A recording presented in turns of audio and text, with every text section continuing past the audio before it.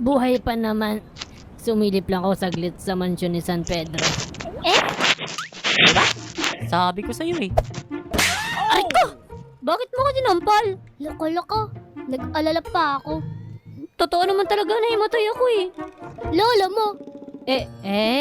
Mahimatay ka na lang ulit. Oy, Che, wag! No! No, no, no! Ah!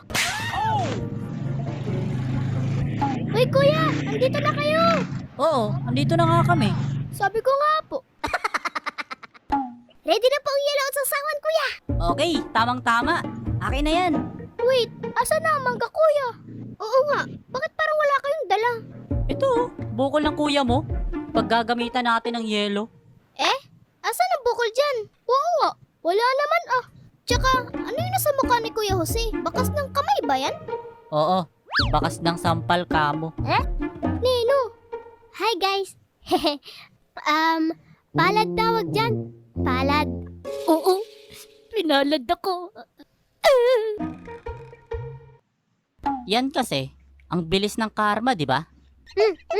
Kaya kayo, huwag niyong gayahin yun mga bata. Ugaliin na magpaalam muna bago umakyat sa puno ng may puno. Gets nyo? Kahit walang tao. Saan ako magpapaalam? Eh, sa puno, di ba? Gusto mo masampal ulit? Ayaw ko. Ikaw, Chichi, grabe ka naman makasampal. Parang daig mo pa may-ari ah. Okay na yun. Kasi yung may-ari yung sumampal sa kanya. Ay sana sa kabilang buhay na siya ngayon. Oo nga naman.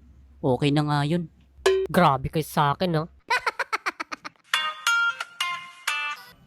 Okay? Alis na muna ako. Ingat ka dyan ha. Baka mahulog ka dyan.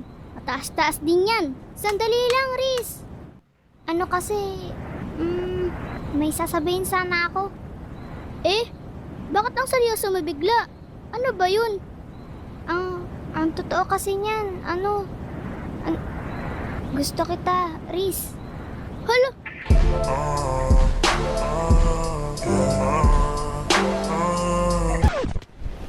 Gusto kitang ihulog. Ano?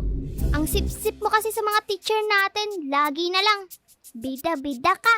Oy, sandali lang. Mali ka ng pag-intindi. Wow! Ano yun? Nangyari sa'yo? Panaginip lang pala. Binabangungot ka na naman. Sayang yan, kala ko talaga totoo. Gusto niya daw ako. Gusto pala ihulog. Out, bird! Okay? At ayun nga mga